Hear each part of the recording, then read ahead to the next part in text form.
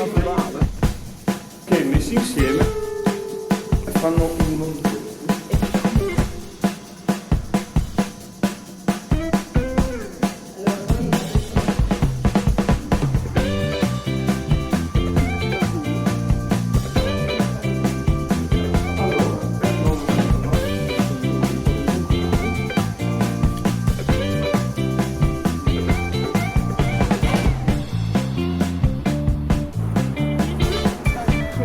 Sta per partire la mia esposizione qui a Casa Candussio, Pasiani, in Romans di Isonzo.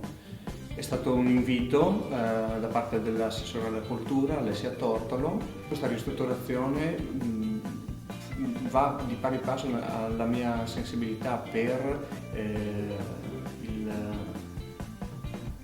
le cose antiche che non devono essere, secondo me, lasciate andare, ma rivalutate e riproposte,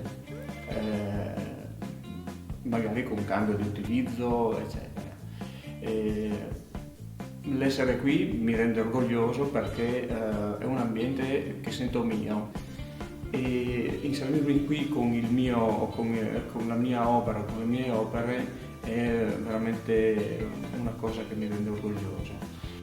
Ecco, sono qui a presentare appunto le mie ultime opere, che sono caratterizzate dall'attenzione per la calcografia, stampa in genere e diciamo l'applicazione di nuove tecnologie anche alla stampa tradizionale. Tutto parte dal disegno, infatti anche qui sono riproposti alcuni disegni, e oltre a quelli è riproposta la volontà di scoprire, di conoscere, di progettare anche uno sviluppo alle cose che sto facendo.